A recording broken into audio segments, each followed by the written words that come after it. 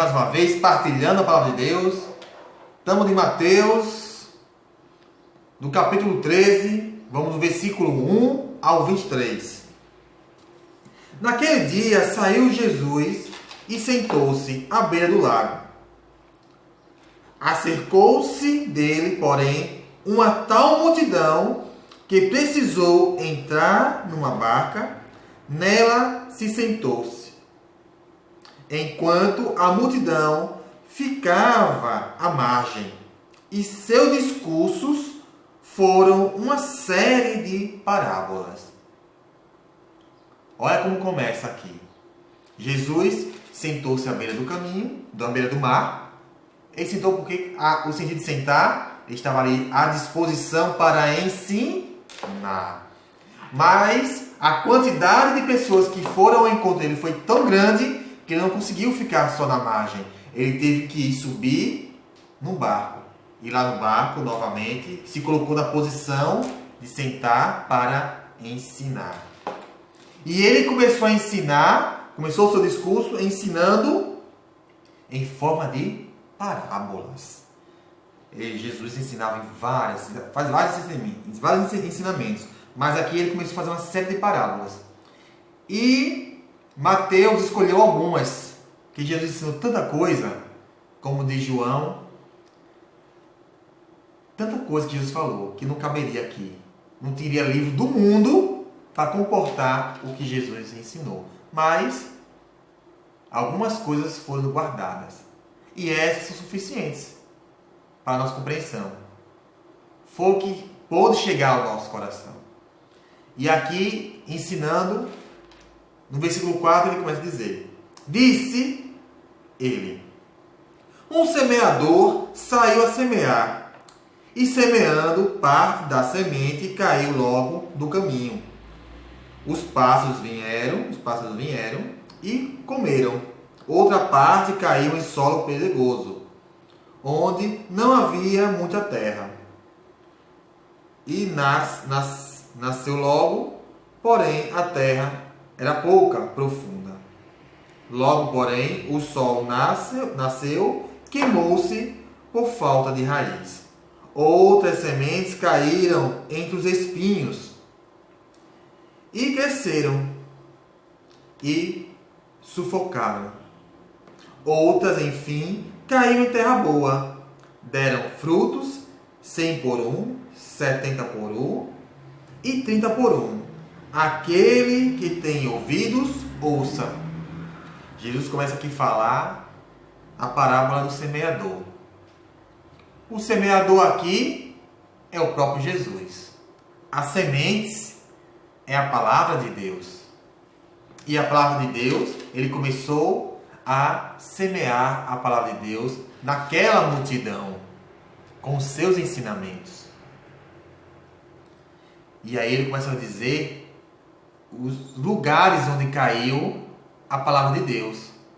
Ali tinha pessoas onde a palavra de Deus não ia fazer efeito. Algumas ia fazer efeito, mas não ia durar. Outras ia cair em terra boa. Essa aqui já é explicando a palavra de Deus. Só que ele começa a ser questionado pelos discípulos. Olha o que acontece aqui em diante, no versículo 10. Os discípulos aproximou-se dele então para dizer-lhe: por que falas em parábolas? Respondeu Jesus: porque a vós é dado compreender os mistérios do reino dos céus, mas a eles não. Ao que tem, lhe será dado, e terá em abundância. Mas o que não tem, será tirado até mesmo o que tem. Aí eles falando aqui, que foi questionado pelos discípulos. Não, esse senhor está falando parábolas, mas sempre revela para os discípulos. Aí Jesus fala: para vós, tudo será revelado. Aos 12, aqueles que abriram o coração, aceitaram caminhar com Jesus, a eles são revelados. Mas a eles não. A multidão, não. Por quê? Porque na multidão tinha várias pessoas. Tinha os curiosos, tinha aqueles que queriam ver um espetáculo, tinha aqueles que realmente tinham sede de Deus, e tinha aqueles que tinham um coração que realmente, um coração de terra boa.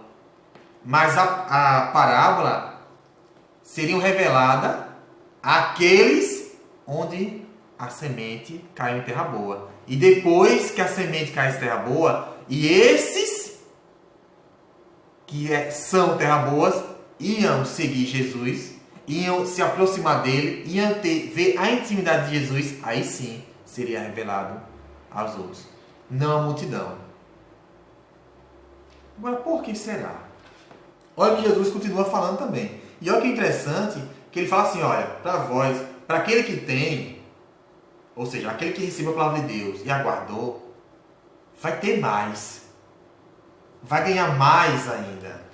Mais sabedoria. Vai ser dado mais compreensão ainda. Mas aquele que não tem, será tirado até o que tem. E está falando que é os fariseus, que achavam donos da palavra.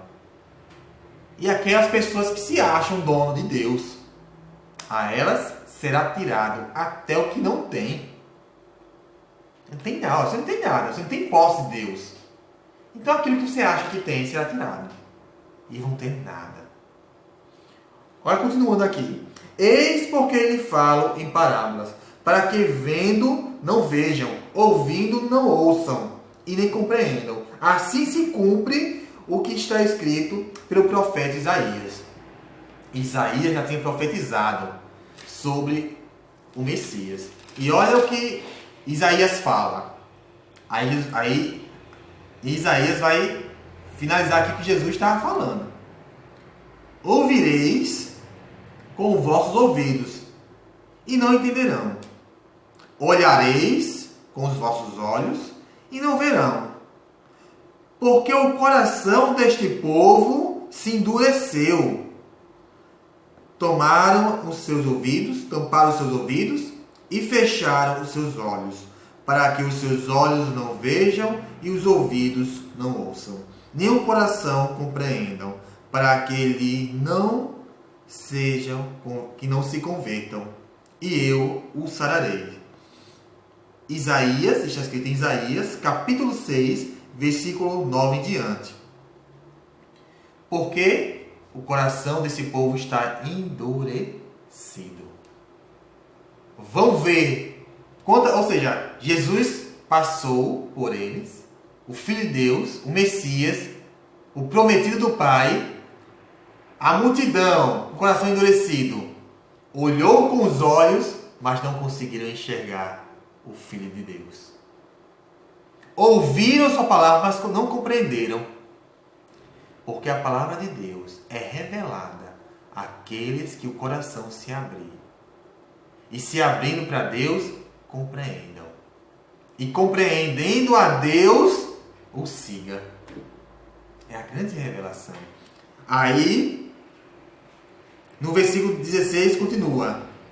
Mas, enquanto a vós, bem-aventurado, vossos olhos, porque veem, de todos os vossos ouvidos, porque ouvem, eu vos declaro, em verdade, muitos profetas e justos desejaram ver o que vedes e ouvir o que ouves, e não ouviram. Todos os profetas tinham desejo de ver o Messias. Todos os profetas queriam ouvir o que o Messias tinha para dizer. E não viram. Nem viram e nem ouviram. E eles, Jesus está falando, olha, bem-aventurados são vós, que tiveram a honra de ver com seus olhos o Messias. E ouvir o que eu tenho para dizer. E compreender. Aí no versículo 18. Ouve, pois, o sentido da parábola do semeador. Quando um homem ouve a palavra do reino e não a entende, o maligno vem e arranca o que foi semeado no seu coração. Este é aquele que recebe a semente à beira do caminho. O solo pedregoso em que ela cai é aquela que acolhe com alegria a palavra ouvida, mas não tem raiz, é inconstante, sobrevindo a tribulação ou a perseguição por causa da palavra, logo encontra a ocasião de queda. Aí aqui já está falando das pessoas que receberam com alegria, se apaixonaram por Jesus, mas não tem raiz. São as pessoas que falam assim: ah, Senhor, te amo, eu te louvo, mas não tem raiz. E sabe por que não tem raiz? Porque não procuraram se aprofundar em conhecer mais a Deus. E a gente só conhece a Deus aqui, ó, quem lê a palavra de Deus, quem está com Deus.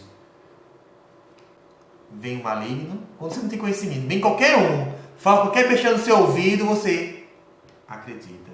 Aí vem a tribulação, vem a perseguição, como você não tem raiz em Deus, você cai logo. Não persevera. Aí continuando, versículo 22, ele fala: o terreno que recebe a semente entre os espinhos representa aquele que ouviu bem a palavra, mas nele o cuidados com o mundo, a sedução das riquezas o sufocaram e tornaram infrutuosa. Olha aqui ele falando aqui das sementes que caíram nos espinhos. Que a semente caiu até em terra boa. Mesmo que a terra não era boa, a terra era boa, mas tinha espinhos. Que espinhos são esses? As preocupações com as coisas do mundo. A sedução pela riqueza o sufocaram. Ou seja, a semente virou até uma árvore. Ela virou até uma árvore. A palavra de Deus está nela. Criou até raiz. Mas a preocupação com as coisas do mundo e a sedução pela riqueza o sufocou de tal forma que ela não conseguiu ser frutuosa. Ela é infrutífera.